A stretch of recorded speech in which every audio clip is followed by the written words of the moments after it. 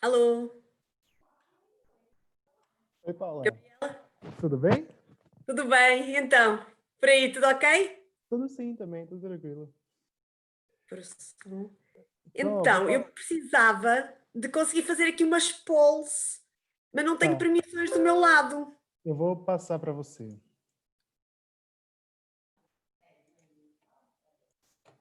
Vê se você consegue agora. Consigo fazer a breakout room, boa. Não sei o que é esta interpretation. Deixa eu ver se eu clicar o que é que acontece. Ah, não, se eu quiser intérprete, não. Eh, Exatamente. Exato. O seu tá em Não inglês? consigo ter as polls, mas não faz mal. Eu vou num instante a um outro site e eu faço a poll. Era só para utilizar a do Zoom, que era mais fácil, mas Eu acho que tem sim. Só tem, mas eu é que não tenho permissões. estranho, eu acabei de passar para você. Agora Mas eu... não sai poll. Eu já tive isto uma vez, portanto, o que o Gabriel fez foi, o Gabriel é o host e passou-me para co-host, é isso? Isso. A poll não deixa. Mas não faz mal, não faz mal. Eu só queria confirmar se dava ou não dava. Eu vou Não, mas a sair gente dá um só. jeito. Não tem problema, a gente dá um jeito. Mas Deixa eu eu ver acho que aqui. não dá mesmo, Gabriel. É que eu acho que Estranho. já tive isto numa outra conferência e não conseguem passar todas as permissões, digamos assim. Quando é que o co-host? Eu acho que já tive isto. Então, é porque você tá com o host oficial. Eu nem passei o co-host, passei o host. Ah, é? Então Isso, por que não tem poll?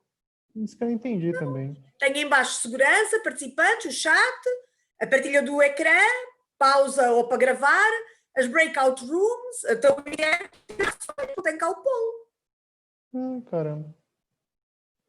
Deixa eu Só ver pode estar aqui, aqui então. embaixo, não é? Não pode estar noutro sítio. Deixa eu só ver uma coisa, então. Só se não foi habilitado. Pode ser que seja tenha sido isso também. Essa é sempre uma boa, pois é. Deixa eu tentar ver se eu consigo habilitar aqui, então. Está bem, está bem. Porque senão é como Aí, digo, eu vou ao outro lado e entro e saio, sem problema, que eu vou fazer isso durante a apresentação. tá bom, então. Perfeito. São 38.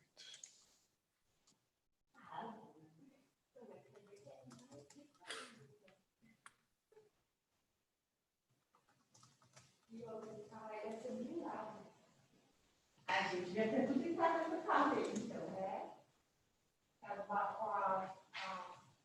Aí nós funcionando. Já não pode ela vai lá. Agora aqui eu vou encerrar para ver e vou abrir de novo. Pode Ok. ser? Sim.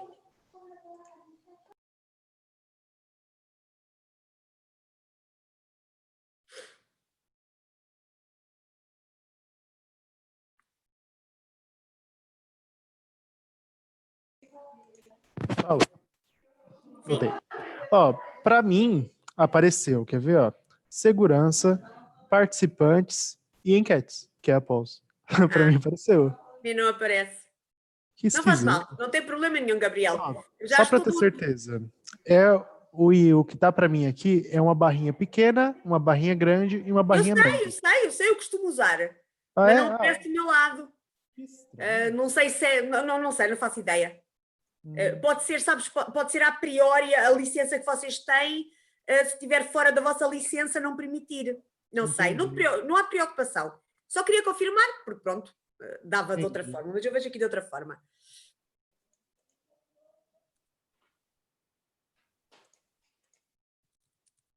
Aí, ó, para mim foi. Ó.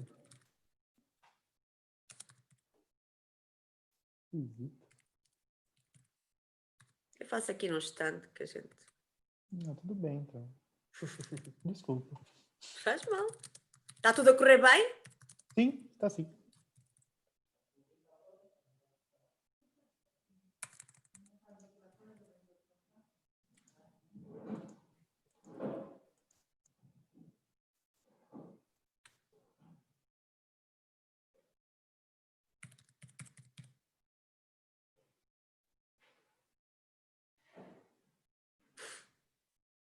A não ser, Paula, que eu posso fazer o seguinte: você pode passar para mim e eu crio para você. O que você acha? Ah, estás aqui com um agora aberto, não é? Isso aí, quer ver? Eu criei esse aqui só de teste, ó. E foi. Aí se você quiser passar para mim as perguntas e Está as bem, se não te respostas, importas, passo que é muito fácil. é Eu melhor, passo. melhor ainda, né? É. Então, olha, como é que queres fazer? Põe no chat a pergunta? Pode pôr no WhatsApp, você consegue? No WhatsApp? Consigo, claro que consigo. Melhor ainda, porque para mim fica mais fácil. Tá bom. Então, espera aí. Só aqui. Aí vai ser uma perguntinha só, duas? Eu gostava de fazer duas polls, uma agora no início, daqui a um bocadinho, e é só uma pergunta. E Tá. depois há outra mais adiante. Mas eu já. Deixa-me só aqui abrir o WhatsApp, que já o tinha fechado. Fechou. Mas abre aqui num instante. Já aqui está.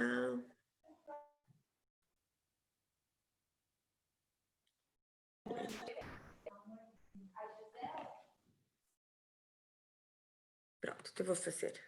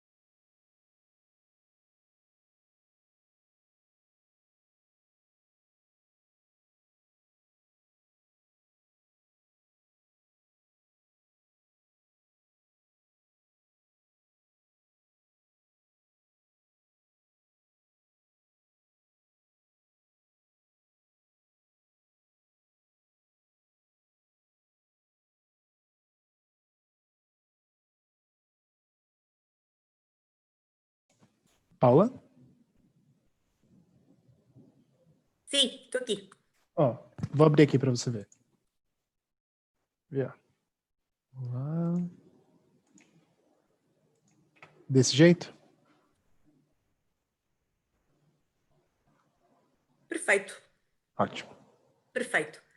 Então, depois, quando eu disser, logo, não sei, para aí no meu segundo slide, tu colocas isso para as pessoas responderem e depois, só quando eu disser, é que mostras os resultados, está bem? Para não influenciar ninguém. Tá bom, perfeito. Tá bom? Pode ser? Aí, se você quiser já mandar todas, já deixo todas prontas aqui. Não, faço só essa, não preciso complicar. Ah, melhor Faço ainda. só essa. No início, nunca preciso complicar. Tá Eu bom, vou então. tentar Perfeito. aqui utilizar outros softwares e, portanto, está tudo bem. Perfeito. Fechou. Obrigada. Imagina. Isto tem começado à hora ou tem. Eu tava previsto para começar às 1h45. Ok, pronto. Mas as outras sessões começam sempre à hora? Isso. Pronto, Todo aqui em Coimbra dia. nós temos o quarto hora académico, sabes? Eu estava a perguntar. Tá bom, ok. Qualquer coisa eu tô aqui, tá bom?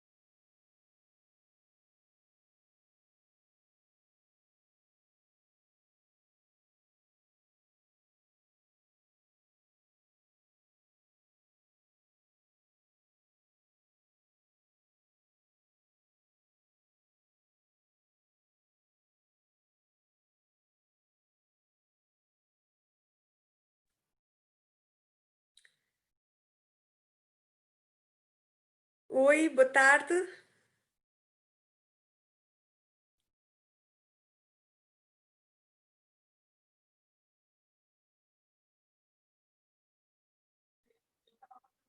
Boa tarde, Gilda. Boa tarde. Paula Duarte.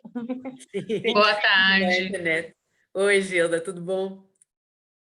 Então, nós estamos mais ou menos na hora. Parece que não há muita gente, apesar de muita gente estar inscrita.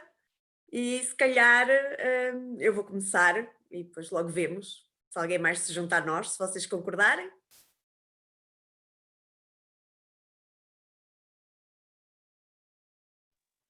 Por mim, tudo bem. Tá bom.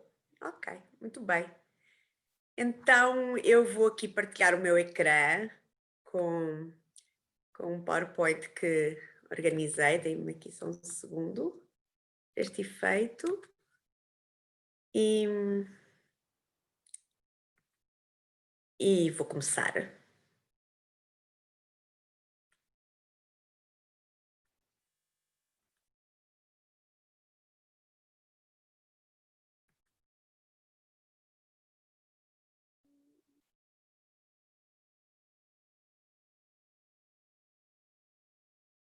Vê o meu ecrã agora? O meu PowerPoint? Sim, Apareceu. Ótimo. Apareceu. Muito bem. Ótimo, que bom. Então, o meu nome é Paulo Duarte Lopes, eu sou professora de Relações Internacionais e sou investigadora da área de Estudos para a Paz aqui na Universidade de Coimbra. Eu sou professora na Faculdade de Economia e investigadora no Centro de Estudos Sociais. E antes de começar um bocadinho aqui na verdade eu quero conversar com vocês, não quero só falar sozinha, de conversar convosco sobre esta temática, queria fazer primeiro uma nota prévia, se quiserem, ou duas notas. A primeira é a seguinte: eu sei que no programa está o título Ensino Culturalmente Responsivo no Ambiente Online, mas apelo à vossa compreensão, eu tenho algum desconforto com o termo Ensino Culturalmente Responsivo. E então eu proponho que o título seja Ensino Inclusivo no Ambiente Online. Porquê?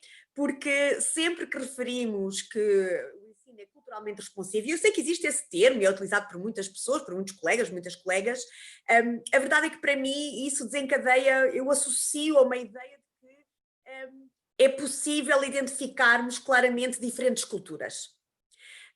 E isso é problemático porque, na verdade, as culturas são coisas concebidas, mudam ao longo do tempo, ao longo da história, e, portanto, a ideia de que há coisas que são culturais tem muito que se lhe diga. Por exemplo, não sei se estão a par, mas aqui na Europa temos uma discussão, por exemplo, na Polónia, em que o argumento é que a violência doméstica não pode ser considerada crime porque é da cultura polaca.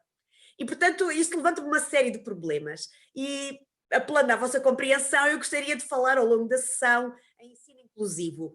Isto não invalida para quem for adepto do culturalmente responsivo, porque a lógica é a mesma. A ideia é responder, responsividade e incluir. Seja por motivos culturais, ou por motivos políticos, ou sexuais, ou religiosos, é-me indiferente, não é? A lógica, a dinâmica é a mesma. E, portanto, essa era a primeira nota que eu vos queria dizer. Ao longo da sessão eu vou falando sempre em ensino inclusivo, mas totalmente aberta para, se quiserem discutir coisas que vocês consideram que sejam mais do âmbito cultural específico, não tenho nenhum problema em fazer isso. Não gostaria de restringir apenas a isso, porque realmente eu tenho alguma dificuldade em identificar de forma muito clara algumas diferenças culturais entre diferentes grupos e onde é que essas diferenças acabam e começam, etc. A segunda nota prévia tem a ver com o facto de estarmos aqui a falar no ambiente online. Eu não tenho nada contra este termo, estou muito confortável com este termo, mas queria aqui um bocadinho, devido à situação em que vivemos hoje em dia, fazer aqui uma clarificação, se quiserem. A primeira é que ensino online, propriamente dito, já existe há muito tempo, ok?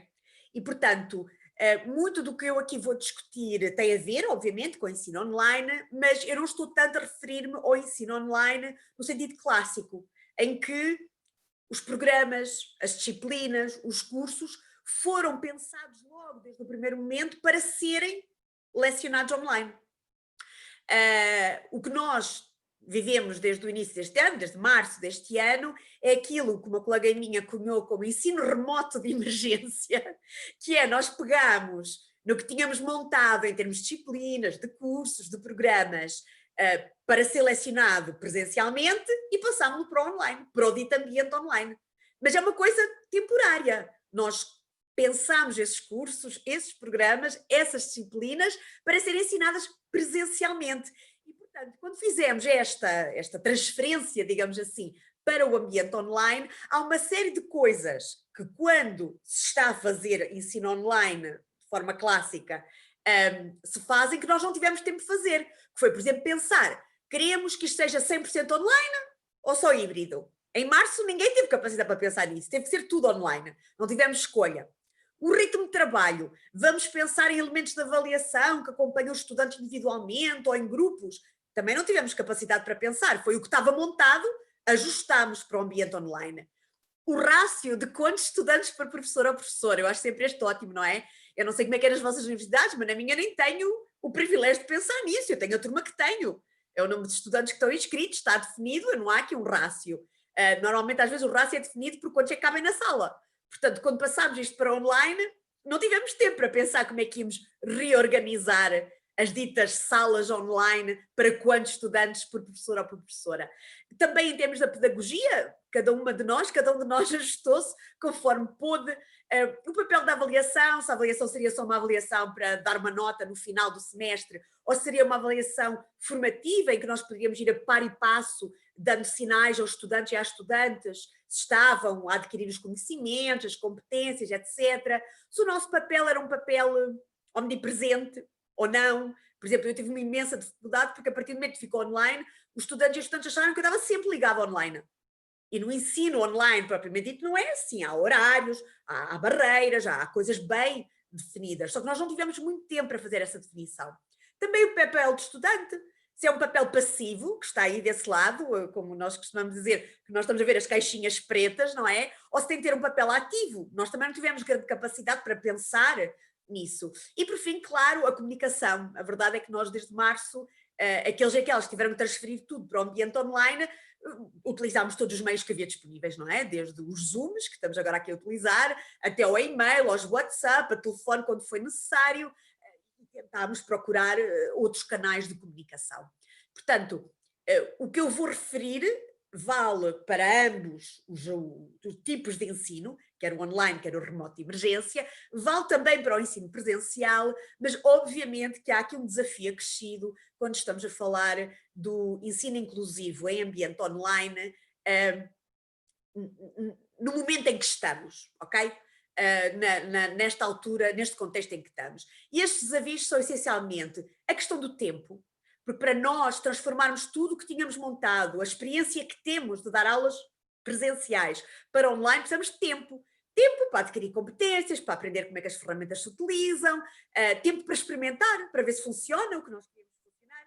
Na semana passada, aqui em Coimbra, nós estamos a dar o que chamamos de aulas híbridas, ou seja, é presencial, mas como não conseguimos ter todos os estudantes na sala, obedecendo às regras de distanciamento, numa semana está metade na sala, a outra metade está online a seguir a aula que eu estou a dar na sala, na semana seguinte roda o grupo, não é? Quem estava na sala esta semana passa para online e quem estava online passa para a sala.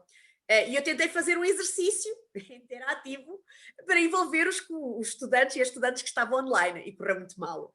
Correu muito mal porque os que estavam na sala, como eu estava a acompanhá-los, já acompanhá-las ali, fizeram o exercício muito mais rapidamente e os que estavam online demoraram, nós já não tínhamos nada para fazer na sala e eles ainda não tinham acabado o exercício. E, portanto, esta questão, eu não tive tempo de experimentar para ver como é que isto funcionava.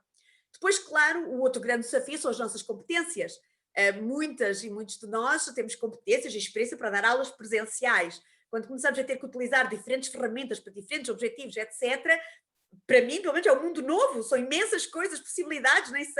Eu em março nem sabia por onde começar. Hoje já consigo melhor, mas não sabia por onde começar. E claro, finalmente temos obviamente um outro desafio, que é também aqui um desafio que é diferente do ensino online clássico, que é o contexto em que estamos a viver. Quando um estudante ou uma estudante decide seguir uma disciplina, um programa, um curso online, ele ou ela sabe que tem que ter um computador e ligação à net para seguir esse curso. Quando nós estamos a fazer, se me permitirem utilizar este termo, este ensino remoto de emergência, a maior parte dos estudantes e das estudantes estavam para o ensino presencial. E, portanto, tiveram que passar para online e nós não conseguimos garantir se eles e elas têm acesso a computadores e à internet para manterem este envolvimento. E, portanto, este é um desafio para nós, acrescido, que é como é que incluímos estas pessoas quando há aqui já uma desigualdade à partida, que é nós não sabemos as condições de trabalho deles e delas fora do contexto universitário ou do instituto onde nós estejamos a ensinar. E, portanto, isso foi algo, por exemplo, no semestre passado, para mim, foi algo que eu realmente, como é que eu ia dizer, era um ponto morto para mim, eu não tinha visto isso, porque na minha universidade, quando eu estou na sala, eu não sei se os alunos ou as alunas têm computadores ou têm acesso à internet, porque a universidade dá acesso à internet, portanto, enquanto eles estão no contexto universitário, eles têm. E a minha universidade tem salas de computadores que os estudantes e estudantes podem utilizar se não tiverem computador, e eu não sei quem são. Portanto, quando eu estou na sala e peço para fazerem um trabalho no computador, uma pesquisa online, eu assumo que eles têm esse acesso.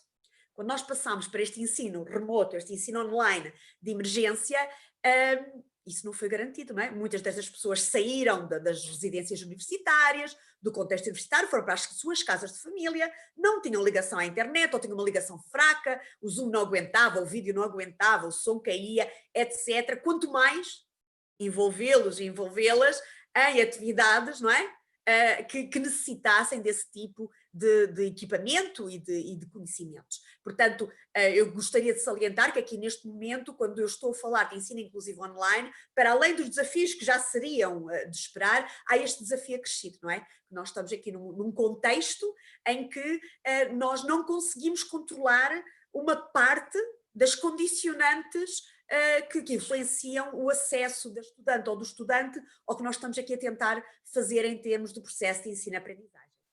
E agora, se o Gabriel não se importasse, eu queria vos fazer uma pergunta, uma polo. Se podias passar a polo, não sei se estás aí, Gabriel. Já não está. Deixa eu ver se eu consigo fazer do meu lado. Como é que eu faço isto?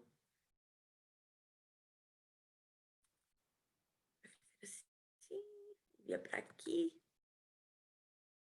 Consigo fazer. Uma das questões tecnológicas é conseguir fazer as coisas. E por algum motivo eu não estou aqui. Então, vou deixar. Está aqui, já vi. Bom, pronto.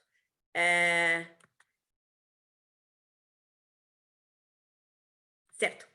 Eu acho que vai aparecer aí no vosso ecrã uma pergunta, se vocês não se importassem de responder, em que eu pergunto se vocês têm experiência de ensino online, desde em que vocês já programaram tudo para ser online, se tem essencialmente a experiência deste ensino remoto, em que nós pegámos no que tínhamos presencial e passámos ao online, se já fizeram dos dois tipos, quer ensinar online desde o início, ou tiveram que transformar algumas disciplinas em online, ou se não têm experiência nenhuma neste ambiente online em que agora estamos um bocadinho a viver. E, portanto, pedia a todas que estão aqui a participar nesta workshop, se não se importavam, era só facilmente clicar e responderem se têm alguma experiência a este nível ou não, se faz favor.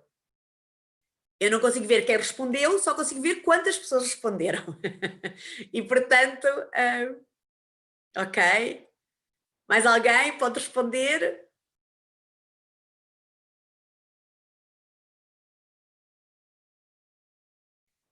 Não está mais ninguém a seguir que possa responder? Bem, então vamos ficar por aqui. Basicamente, os resultados que temos aqui, se vocês virem, é, portanto, que há pelo menos uma das colegas que tem a experiência só do remoto e há outras duas que têm em ambos, portanto, online, mas pensado diretamente para ser online, mas também já tiveram que fazer a transferência de disciplinas ou programas que tinham em termos presenciais e que tiveram que passar para online. Muito bem. Então, seguindo aqui a minha lógica da minha apresentação, uma das questões, esperem aí, tenho aqui Tá bom, obrigada. Eu vou vendo aqui o bate-papo, o chat ao mesmo tempo. Queria aqui mostrar-vos que, não sei se vocês conhecem esta taxonomia de Bloom, em que explica diferentes níveis do que esperamos em termos de aprendizagem, não é? O nível mais baixo, em que é o lembrar, o recordar, e basicamente o que nós esperamos dos estudantes aos estudantes é que memorizem a matéria, basicamente, e que consigam se lembrar dela. Um outro nível que é, para além da memorização, compreendam a matéria, portanto, compreendam o significado, os conceitos, consigam reproduzi-los por palavras próprias. E depois, um outro conjunto de competências que tem a ver com a aplicação já da matéria, que nós damos problemas ou colocamos situações e eles e elas têm de aplicar. E depois, coisas que se vão complexificando, que é analisar essa informação, conseguindo compará-la com outras, ver como é que se pode reagrupá-la, avaliar, fazer juízos de valor, argumentar, defender posições e, claro, o nível mais elevado, conseguirem criar nova produção, portanto, novo conhecimento. Normalmente, quando nós estamos a ensinar ao nível do ensino superior, nós acabamos por focar mais nestas áreas aqui do aplicar, analisar, avaliar e criar. Eu normalmente, aos estudantes e às estudantes que nos chegam para a licenciatura de Relações Internacionais no primeiro ano, nós temos uma sessão de acolhimento e eu costumo sempre dizer que eu assumo que sabem ler, escrever e memorizar. Por isso chegar à universidade. A partir de agora, isso é dado por adquirido, eu não vou dar notas porque sabem a matéria ou porque não sabem, eu vou dar notas, eu vou avaliar se conseguem aplicar a matéria, conseguem analisá-la, defender posições sobre a matéria e criar novo conhecimento, pensar em novas formas de olhar as temáticas que estamos a trabalhar. E é claro que quando nos focamos nestes níveis de ensino-aprendizagem, a questão do inclusivo torna-se um bocadinho mais complicada para se atingir. E então eu agora, se vocês não se importavam, antes de passar para conceitos, gostava de vos ouvir do vosso lado, e se vocês pudessem abrir, aceder com qualquer que seja o equipamento que vocês têm aí à vossa frente, a esta página, o www.menti.com, vai-vos pedir um código, e se vocês colocarem aquele código, 7052267, a pergunta que vos vai fazer é que palavras associa ao conceito de ensino inclusivo, para vocês identificarem no máximo 3 palavras. E se vocês fizerem isso, eu depois aqui partilho com vocês o resultado para ver um bocadinho antes de eu começar aqui a desconstruir o que é o ensino inclusivo, eu poder ouvir, entre aspas, o que é que vocês acham que é o ensino inclusivo, o que é que vocês pensam, o que é que consideram que seja o ensino inclusivo. E vou aqui novamente, se vocês entretanto entrarem e me responderem àquela pergunta, que eu agradeço. Temos alguns mais participantes a entrarem, isso é bom. 3 palavras que vos venham à cabeça, quando ouvem ensino inclusivo, quando eu no início, a primeira coisa que eu disse, em vez do ensino culturalmente responsivo, eu vos propus falarmos de ensino inclusivo, quais são as coisas que vos vieram à cabeça sobre isso? 3 palavras.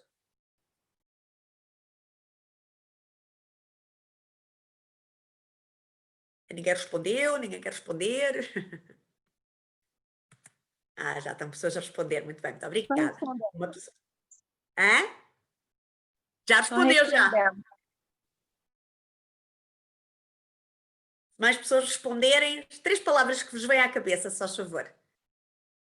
Eu só tenho uma pessoa que tenha respondido, ou que tenha carburado, que às vezes leva um bocadinho de tempo entre vocês responderem e o sistema assumir. Este é não sei se vocês conhecem este software, este Menti, para quem está como participante é o Menti.com, para quem produz a coisa chama-se o Mentimeter. É um bom instrumento para vocês poderem incluir nas aulas, quer sejam presenciais ou online, depende se têm o equipamento e a conexão à internet. Já tenho 2 pessoas que responderam, gostava pelo menos mais 2, se conseguissem responder, porque permite a participação. Neste caso é de forma anónima, portanto eu não sei quem respondeu, só sei quantas pessoas responderam. E isso às vezes para as pessoas que possam ser mais tímidas ou que tenham um bocadinho de receio que o que vão dizer é um bocadinho ao lado, ou um bocadinho inseguras sobre como é que a turma e o próprio professor ou a professora podem reagir, responder à vossa resposta, esta é uma forma anónima de participarem, não é? Sem juízos de valor, porque eu não sei quem respondeu o quê. E, portanto, só vocês é que sabem o que é que disseram. Permite haver aqui algum dinamismo em termos do que se pretende numa aula um bocadinho mais responsiva. Há mais 2 pessoas? Conseguem aí pôr mais umas palavras? Para eu então depois poder, a partir daqui...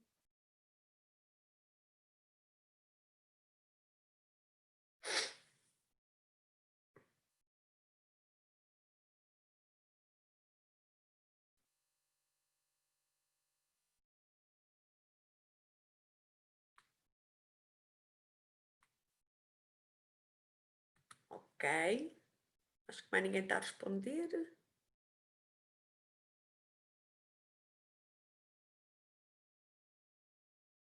Muito bem. Então, mas pronto, vocês ficam a ver o exercício de qualquer forma, mesmo sem haver muita participação, também somos poucas aqui a participar, mas eu posso-vos apresentar, e o que faz é, com as respostas das pessoas, faz uma nuvem de palavras. E, portanto, aqui as palavras maiores serão aquelas que eventualmente terão sido ditas mais vezes. Neste caso temos aqui adaptação, não é? Como uma palavra central. E depois temos, se houvesse mais pessoas a participarem, mais do que as 2 pessoas que participaram, e agradeço a vossa participação, se tivéssemos mais pessoas, haveria aqui palavras de variados tamanhos que refletiam quantas pessoas disseram quantas palavras. E, portanto, estão aqui outras noções associadas: criatividade, adequação, sensibilização, internet, ok, já temos outros a responder, empatia, criatividade e adaptação também já de outras pessoas, e, portanto, vão aparecendo palavras novas que depois nós, quando estamos a fazer a sessão, vamos pegar nelas, não é? Claro que isto é sempre um risco, pode alguém escrever uma coisa que não tem nada a ver, mas aí nós temos que ter a adaptação, quase todos vocês disseram adaptação e disseram muito bem, temos que nos adaptar, e ali no momento, não é? Se a palavra realmente nós acharmos que não tem nada a ver, pegarmos na palavra, não é fazer de contas que ela não está lá, mas é tentar explicar porque é que achamos que não é a mais adequada, ou então perguntar, alguém quer me dizer quem é que disse esta palavra, para tentar ver como é que a turma reage. Mas, portanto, é um instrumento interessante, fácil de se montar e que permite, neste caso, também podem fazer quizzes, mas neste caso é assim quando vocês estão a trabalhar um conceito, não é? Como é que era o ensino inclusivo, vocês conseguem ver o que é que as pessoas estão a pensar, a turma está a pensar, é um bocadinho, eu costumo dizer, medir o pulso de quem está na sala. Então, tendo-vos perguntado já, e que vi ali as palavras-chave de adaptação, adequação, a sensibilidade, criatividade, empatia, queria aqui partilhar convosco algumas, há milhentas definições, ok? Eu não vou apresentar sequer aqui uma minha, mas tudo o que vocês ali disseram está um bocadinho espelhado nestas definições um bocado oficiais. Uma delas refere que o ensino inclusivo consiste na inclusão explícita, intelectual e afetiva de todos e todas as estudantes através dos conteúdos da disciplina, dos métodos de avaliação e das pedagogias. E está aqui uma outra definição de Gillsbury que refere que o ensino inclusivo é na verdade uma filosofia de ensino que faculta oportunidades iguais para todos e todas estudantes terem uma experiência de aprendizagem bem-sucedida. Portanto, temos aqui vários aspectos a este nível. E em termos dos objetivos que podíamos aqui discutir, e podemos continuar a discutir, e vocês, se necessário, vão também escrevendo no chat o que é que acham, que eu vou aqui tentando aceder ao chat conforme consigo ou não. Os objetivos do ensino inclusivo, quer dizer, vem ali no primeiro, a realidade, não é? É que nós normalmente temos estudantes muito variados e muito variadas, não é? Alguns tiveram um ensino secundário muito mais sólido do que outros, algumas vêm do ambiente familiar em que toda a gente estudou e toda a gente segue, não sei, a política, as notícias e outros não. Alguns têm equipamento informático e outros não, alguns sabem línguas, outros não, quer dizer, nós temos uma variedade. E, portanto, quando muitas vezes apelam à igualdade, às vezes essa forma de fazer não é a que nos permite atingir o objetivo da inclusão. Porque eu tenho muitas vezes essa discussão com alguns colegas meus, não, porque nós no ensino superior não pode haver cá facilitismos, tem de ser tudo igual para todos e para todas. Eu não estou a apelar ao facilitismo, eu não sou a favor, quem me conhece sabe que eu sou muito rigorosa e muito séria nos critérios que proponho. Mas, se for tudo igual para todos e todas, nós não vamos conseguir promover a inclusividade como gostaríamos. Porque eles e elas não estão a partir no mesmo sítio. Têm tamanhos diferentes. E, portanto, vai continuar a haver alguns e algumas que estarão mais facilmente inclusivas e outros que nem vão estar. E, portanto, para muitos e para muitas, o que nós temos que promover aqui é um bocadinho a equidade, que é ajustar consoante, sem diminuir o nível, obviamente, de exigência, que é necessária no nível do ensino superior, mas ajustar. E aqui há várias formas de ajustar a coisa. Claro que o ideal era mesmo remover as barreiras, não é? E não haver estas desigualdades à partida. Mas, portanto, o ensino inclusivo trabalha mais ou menos aqui. E nós podemos adotar formas diferentes em termos de como ensinamos, o que ensinamos e com o que ensinamos, para promover essa equidade e, eventualmente, mesmo tentar remover algumas das barreiras. E, portanto, os dois grandes objetivos, eu diria assim de forma muito sucinta, do ensino inclusivo é, por um lado, não excluir, um bocadinho básico, não é? Quando estamos a falar de inclusivo, mas este não excluir é não deixar ninguém para trás. Não é só não excluir, é garantir que não só não excluímos, mas que toda a gente acompanha o processo. E por outro lado, é envolver todos nesse processo, todos e todas, de ensino-aprendizagem. E, portanto, não vale só não excluir, não é só uma questão de eu não excluo, eu faço as coisas, eu não excluo ninguém, não discrimino ninguém. Não, eu tenho também de promover a inclusão de forma ativa, ok? E isso às vezes são coisas que algumas colegas nem sequer pensam. Por exemplo, o ensino inclusivo não é de todo compatível com o ensino histórico magistral do ensino superior, em que eu chego aqui, estou uma hora a falar, um monólogo total. Eu posso sempre dizer, eu não excluí ninguém, eu falei para todos e todas. Está bem, mas eu também não incluí ninguém ativamente. Se perceberam, perceberam, se não perceberam, percebessem. Portanto, o ensino inclusivo tem de ser ativamente não excluir, portanto, temos que estar alerta para possibilidades de exclusão que nem nos tinham ocorrido, ok? E promover a inclusão. Isso faz com que haja algumas dinâmicas que são muito centradas em nós próprias, enquanto professoras, enquanto professores. No caso da não exclusão, nós temos que ter alguma reflexividade. Ou seja, aquilo que eu há pouco estava a dizer dos pontos mortos, às vezes nem nos ocorre que há coisas que nós apresentamos de uma determinada forma e que pode ferir a suscetibilidade de alguém que está na sala. Ou que explicamos numa determinada linguagem que alguém que está na sala pode não conseguir acompanhar, porque nunca foi ensinada daquela forma. E, portanto, se nós não queremos excluir mesmo, nós temos de conseguir fazer esse ensino e ir perguntando, indagando, olhando para a turma que está à nossa frente e perceber a reação. Nas aulas presenciais é aquele bufar ou revirar de olhos, não é? Mas qual é o problema? Não é? Online às vezes é mais difícil, não é? É mais difícil porque muitas vezes estamos com os quadradinhos pretos, portanto nem vemos a cara das pessoas. Outras vezes até vemos, mas as pessoas estão de uma forma muito, não é? A gente está a ser filmada, a gente está aqui no ecrã e, portanto, por vezes, aquele tipo de polls, como eu comecei, ou instrumento imita, podem ser formas de tentar perceber se toda a gente está a acompanhar o que a gente está a dizer, ou não, ok? Portanto, do lado da promoção da inclusão, é preciso empatia. Nós temos que tentar perceber como é que é do outro lado. Nós temos que tentar perceber, e há muitos colegas que me dizem, não, os alunos são os alunos, os professores são os professores. Eu não estou a dizer que não haja aqui uma hierarquia. Eu sou mais velha, sei mais do que os alunos e as alunas porque estudei mais tempo. É só por causa disso. Não é mais nada. Portanto, eu tenho que tentar pôr-me no papel, no lugar do aluno e da aluna, que se está no ensino superior, provavelmente é porque quer, porque está à procura de uma certificação superior, porque quer um emprego, e se não está a acompanhar e se não está a participar, tem de haver alguma razão. E pode ser que seja uma razão que não nos ocorreu. Pode ser a linguagem, pode ser o desconforto na turma, pode haver olhares, pode haver comentários, pode não se rever na matéria, achar que a matéria está toda enviesada para um certo sítio, ou com uma determinada linguagem não se revê. Então nós temos que ter alguma empatia.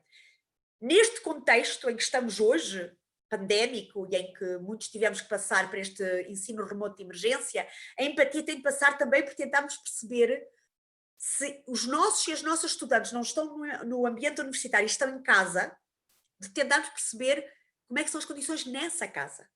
Eu não sei como é que foi a vossa experiência, mas eu desde março até maio, junho, eu tive aulas em que os estudantes e as estudantes do outro lado estavam em casa, passava a avó, passava o gato, tocavam a campainha, tocava o telefone, e portanto nós não conseguimos ter a atenção deles e delas cativa como teríamos numa sala de aula. É verdade que nós queixávamos sempre quando é na sala de aula, lá estão com os telemóveis e os Facebooks e não sei o quê, mas eu posso dizer, desliga o telemóvel e estás na aula. Ou então sai. Quando é que é online é difícil fazer isso, é difícil controlar a atenção que me estão a dar, controlar quem é que me está a ouvir, e portanto é muito, muito importante, se queremos promover essa inclusão, tentar promover e assumir que é preciso sermos empáticas e empáticos para com a situação que está a ser vivida, ok? Eu acho que isso faz muita diferença quando queremos promover a inclusão. Muito bem. Então, em termos de pedagogias, de métodos de ensino, e volto a dizer, há muita informação por toda a net, por todos os especialistas de pedagogia, vocês encontram imensa coisa. Eu queria aqui só partilhar convosco algumas que eu acho que são genéricas e depois, como costumamos dizer em bom português, meter as mãos na massa e ver coisas concretas que podem ser feitas e pensadas. Em termos dos princípios gerais do ensino inclusivo, é obviamente o primeiro, sagrado, é que o ensino tem de ser centrado no e na estudante, ok? O ensinar não é o nosso emprego, ok? O ensinar é nós irmos ao encontro do estudante e da estudante para ele e ela aprender novos conhecimentos, adquirir novas competências. Portanto, tem de estar centrado e centrada nas dificuldades ou nas competências que eles e elas têm. Segundo, o ensino inclusivo tem de se basear numa aprendizagem ativa, não pode ser um monólogo, tem de haver que vai e vem, tem de haver aqui alguma interação. Caso contrário, nós nunca vamos saber se estamos a incluir ou a excluir. É um feeling que temos, mas não conseguimos saber. Tem de haver aqui algum tipo de interação. E claro, por fim, tem de ser um ensino responsivo, no sentido em que no momento em que ocorre qualquer coisa, em que há um comentário, em que há uma linguagem, em que há algo que, de alguma forma, interfere na aula que estamos a dar e que nós consideramos que não é muito correto, nós temos que responder imediatamente. Não podemos deixar passar. Ou seja, todas as interações que ocorram na sala de aula têm de ser oportunidades para nós promovermos a inclusão e garantirmos que ninguém é excluído. Mesmo que os estudantes e as estudantes às vezes digam coisas que são totalmente disparatadas. Eu, por exemplo, nas minhas aulas costumo dizer, nunca há respostas erradas, ok? Mesmo que nós sabemos, obviamente, que as respostas estão muito erradas. Mas eu digo sempre, não há respostas erradas. E se algum estudante ou alguma estudante der uma resposta totalmente disparatada, totalmente errada, totalmente ao lado, eu pego nela e tento dar-lhe a volta para ele e ela perceber que aquilo não era bem, que aquilo não está no sítio correto do que estamos a discutir, mas tento fazer a ligação. E, portanto, isso, obviamente, é feito, não há, como é que eu ia dizer, não há uma metodologia única para isso, a gente vai fazendo conforme o que nos vai aparecendo à frente, porque cada ano temos uma turma diferente e reagem de forma diferente, a gente não pode dizer, eu tenho este método, se me disser isto, faço aquilo, e não funciona assim. Temos que haver aqui, não é? Aquilo que vocês diziam ali no início, adequação, adaptação, é muito importante. Temos aqui jogo de cintura, não é? Para conseguir ser responsivos e responsivas ao que vai ocorrendo ao longo das aulas. E então, uma das pedagogias, não? Uma das pedagogias que são muito referidas, alguém também referiu isso na nuvem de palavras, tem a ver com a pedagogia da sintonização. Em inglês é o attunement, é como tuning, como se estivéssemos num rádio a tentar sintonizar, nos rádios antigos, claro, a sintonizar a onda, não é? Com os próprios estudantes, com as próprias estudantes. Isto é muito importante, porque isto passa pela empatia, não é? É assim, se eu estou a falar de algo que para eles não faz sentido porque eles não conhecem, eu estou a falar de um rádio antigo, que nenhum dos estudantes ou das estudantes que está à minha frente alguma vez viu, se calhar é melhor começar a utilizar um outro exemplo, porque não está a funcionar, não é? Portanto, eu tenho que estar aqui numa sintonização com o que se passa. Uma forma boa de fazer isso é tentar ver o que é que eles andam a ler, não é? O que é que se passa nas notícias, quais são as coisas nas redes sociais e tentar, por exemplo, eu sou sincera, eu abri uma página de Facebook apenas para acompanhar os meus estudantes, porque eu, por mim, com a minha família e outros meus amigos, já não utilizo o Facebook, mas faço isso para acompanhar, para ver o que é que se está a passar, etc. E por vezes, às vezes na aula, por final, vocês viram aquilo no Facebook, não sei porquê. para tentar sintonizar e trazê-los e trazê-las, não é, para o processo. Claro que, obviamente, aqui eu estava a falar do responsivo, esta questão da pedagogia responsiva é essencial. É aqui nesta responsividade que nós vamos incluir vozes diferentes, que vamos incluir perspectivas diferentes, que vamos... a nossa postura não pode ser uma postura de ok, isso não é da matéria, portanto não se discute. Tem de ser uma postura de ok, isso é um ponto interessante, realmente não estava no programa, mas podes fazer esta ligação desta forma, etc. Temos que ter essa capacidade, porque senão da próxima vez aquele estudante ou aquele estudante já não vai participar, já não vai dizer nada, porque sentiu que nós pusemos de lado a ideia porque era muito absurdo ou quer que seja, ok? Claro que isso quer dizer que nós, como professoras e professores, estamos um bocadinho expostas e expostos na aula, não é?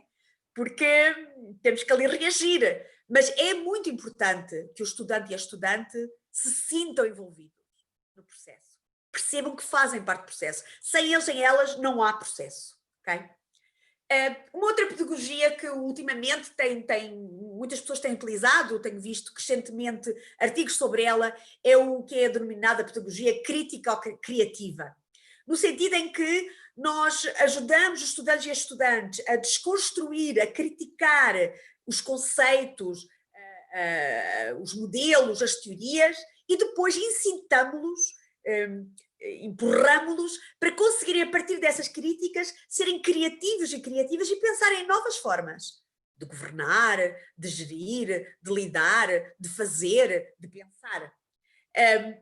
Isto depende muito das matérias que estejamos, obviamente, a lecionar, como é óbvio, mas pode ser uma forma, para quem estiver mais nas ciências sociais, uma forma interessante de fazer com que eles e elas pensem também fora da caixinha, não é outside the box, fazendo uma crítica, promovendo uma crítica que tem de ser fundamentada por eles e por elas. Portanto, estamos a dar a palavra que vem do português do Brasil e que é única em termos da língua portuguesa, que é, estamos a empoderá-los, a empoderá-las, não é?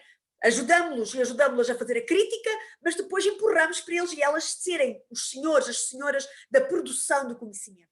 Têm de argumentar, têm de defender, têm de fundamentar, mas conseguem ser criativos e criativas. E portanto isto são pedagogias, que eu diria transversais, genéricas, que permitem este tipo de trabalho. Quando estou a arrumar estas questões, normalmente eu gosto de olhar para o ensino inclusivo a 3 níveis. Um tem a ver com a forma como nós ensinamos, ok? Outro tem a ver com os conteúdos que nós utilizamos para ensinar, os materiais. E, por fim, a própria avaliação, que tem um papel muito importante que nós às vezes descuramos, porque achamos sempre que é só para ver se sabem a matéria e está a andar. E, portanto, é importante também termos isto em mente. Quando estou a falar da forma de ensinar, e novamente, eu sei que há muitos colegas que não concordam com esta abordagem, mas se nós queremos adotar um ensino inclusivo, é essencial pensar. Se o estudante ou estudante não está a aprender da forma que nós estamos a ensinar, então nós temos que arranjar uma outra forma de ensinar. Porque o problema não pode ser só dele ou dela, ok? Nós temos que haver aqui uma dialética, não é? Em que nos vamos ajustando. Eu não estou a dizer que temos que abandonar tudo o que fizemos, há coisas que nós temos experiência consolidada de que funciona e devemos fazê-lo. Portanto, podemos alterar algumas formas, mas é muito importante também sermos criativos, e alguém também referiu essa palavra, da criatividade, para conseguirmos engajar, apanhar a atenção de todos e todas que temos nas nossas turmas.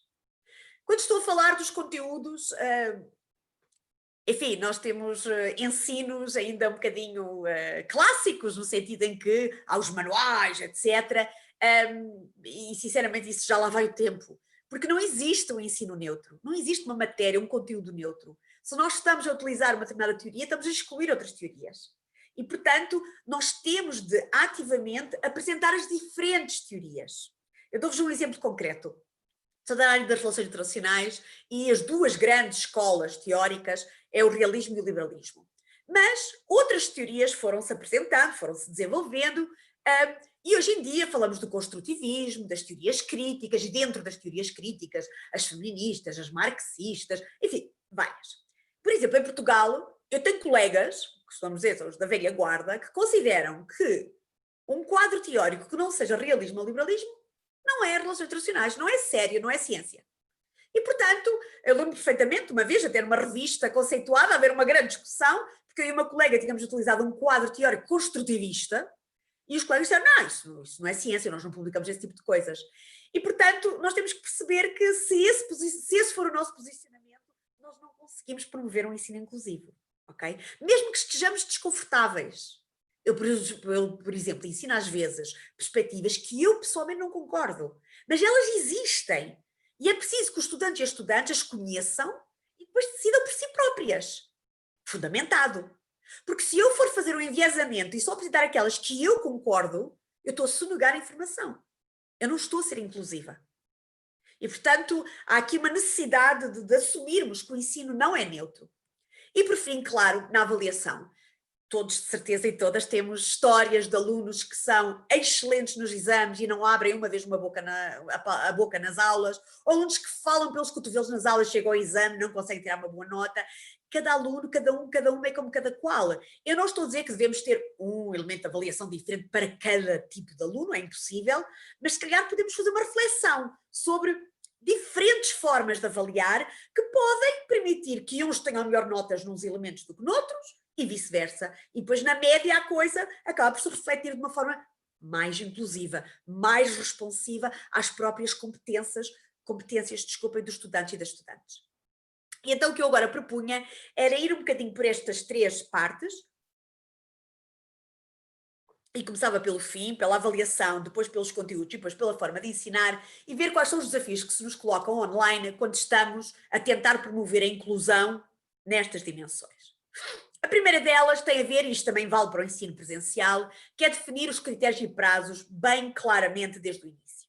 O que eu aqui vos apresento, a Universidade de Coimbra tem uma plataforma própria, online, que já tinha antes da pandemia, e no nosso caso é muito fácil, porque como vê, isto é de uma unidade curricular que eu sou responsável este semestre, e eu tenho uma ferramenta que me permite pôr ali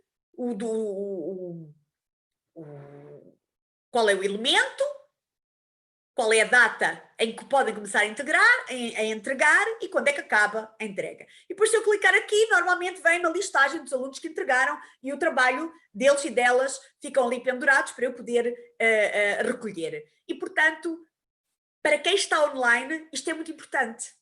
Porque como não temos a recorrência verbal de cruzar no corredor, de falar, é importante que haja um sítio onde saibam exatamente o que é esperado deles e delas em termos de avaliação. E para ser sincera, eu acho que o online até veio facilitar isto, em termos dessa programação, ok? O segundo é pensarmos online, se calhar é preferível um regime de avaliação contínuo periódico com diferentes elementos e não só o exame final, porque perde-se ali um bocado da interação para a inclusividade, para a responsabilidade, e por outro lado, pensarem em incluir diferentes meios. Tradicionalmente nós privilegiamos os escritos, e eu percebo, mas hoje em dia, por exemplo, durante a pandemia eu tive estudantes que não tinham um computador, ou tinham um computador, mas era partilhado por vários irmãos e irmãs na casa, e não conseguiam fazer os trabalhos escritos que eram previstos. Eu decidi pedir-lhes para fazer um vídeo com o conteúdo, ok? Tinham que ter o conteúdo. Eu não ia avaliar as capacidades técnicas dos estudantes, quem sou eu para fazer isso? Ia avaliar o conteúdo. Mas apresentavam-no num vídeo. E apresento-vos aqui 3 diferentes. Este aluno decidiu falar, ele simplesmente vai falando a matéria, a questão era sobre a água e o Dia Mundial do Saneamento. Ele vai falando e aqui à frente ele escreve no papel e vai mostrando. Ele gravou com o telemóvel dele, como podem ver, portanto. Tenho aqui uma outra estudante que decidiu fazer um PowerPoint falado, em que ela depois vai falando, escreveu, aliás, ela não fala, ela só escreveu. Fez o PowerPoint escrito e, em vez de fazer o trabalho, fez aqui uma montagem e apresentou assim a matéria. E temos aqui uma outra que decidiu fazer isto de forma diferente, que fez um vídeo com música, ela a falar, mas andou pela rua a gravar o caminho dela e foi falando, explicando as questões que ela achava que eram importantes para esta temática. E, portanto, para ser sincera, não é assim tão difícil nós promovermos um outro tipo de meios para nos enviarem a mesma coisa que nós queríamos, ou seja, o meu objetivo não mudou, Eu queria que eles me apresentassem a ligação entre a importância da água e o Dia Mundial do Saneamento, porque aqui estava interligado. Portanto, o meu objetivo não mudou em termos de avaliação, só que me apresentaram de outra forma. Cada um com o seu estilo. Pronto. Isso às vezes permite a inclusão. Às vezes um estudante pode não ter o computador para escrever, pode não querer escrever à mão, nós também possibilitamos que escrevessem à mão e tirassem fotografias. Mas assim, pronto, falou, gravou e mandou e enviou. Prepararam-se na mesma e, portanto, às vezes o online também pode permitir a inclusão de uma outra forma. Obviamente, um outro elemento, quer online, quer presencial, é uma avaliação dinâmica, em que nós vamos fazendo comentários ao trabalho dos estudantes, mas não damos nota, vamos só comentando. É muito trabalho para nós, mas quando estamos online e não temos a proximidade física com os estudantes e as estudantes, isto também pode ajudar. Todas as semanas a gente vai fazendo os comentários. Ou não fazemos comentários individuais. Pedimos para enviar o trabalho, lemos e depois identificamos quais foram os 3 ou 4 problemas gerais de toda a gente. E mandamos um e-mail a dizer, olhem, os vossos trabalhos no conjunto têm estes problemas. E mandamos um e-mail com esses problemas. E eles vão sentindo que nós estamos lá a apoiá-los, não é? E, portanto, essa avaliação dinâmica, que é mais qualitativa, também pode ajudar. Obviamente que os grandes desafios na avaliação online são, primeiro, os elementos da avaliação tradicionais. O pessoal que quer continuar a fazer exames finais, como é que isso se faz online? Essencialmente para garantirmos a autoria, que quem respondeu é realmente o nosso estudante ou a nossa estudante, e evitar a fraude, que não houve copiantes, que não houve batota, não é? É muito difícil conseguirmos fazer isso. Há sempre hackers, se quiserem, e portanto isso é muito difícil. A outra questão, obviamente, é gerir a desigualdade no acesso informático. Porque nós podemos montar isto tudo muito bonito, fazer um Google Forms, etc. E depois o estudante não ter internet que aguente aceder ao Google Forms para responder. E, portanto, por exemplo, no meu caso, do meu grupo de Relações Internacionais, nós tomámos umas decisões no semestre passado que mantivemos este semestre, que foi os exames finais, são perguntas abertas, em que o estudante responde num documento Word, estão ali a ver, até 1200 palavras. Se não tiver computador ou não puder trabalhar no computador, pode escrever à mão, em folhas A4, até 4 páginas, tirar fotografia e enviar. E, portanto, assim permitíamos, o aluno podia ir online ver as perguntas e depois respondê-las à mão, porque não tinha acesso ao computador. Normalmente, quando estamos a dar um exame, nós estamos na sala e, portanto, se houver alguma dúvida, se houver alguma questão, estamos ali. Online não estamos, não podemos ali estar. E então, por exemplo, nós definimos um horário no dia do exame, 2 horas, como vocês veem que eu fiz ali, que eu estaria online se alguém tivesse alguma questão a colocar. E por fim, eu estava a utilizar a plataforma da universidade, caso ela não funcionasse, então deveria mandar para o meu e-mail propriamente dito. Como veem, neste caso, uma aluna escreveu à mão, fez-me um exame à mão, isto era uma tabela que eles tinham que fazer, eu tinha mandado um Word com a tabela para preencher, e ela fez lá à mão, e tirou uma fotografia e mandou-me. Noutro caso, este é um exemplo de um exame que eu fiz, que tinha 3 perguntas, tinham que responder a 2. O que nós sentimos é que estes exames têm de ser mais inteligentes, não podem ser exames realmente de saber se eles sabem a matéria. Têm de ser exames que lhes peçam a opinião deles, que é para não dar, para haver muito fraude.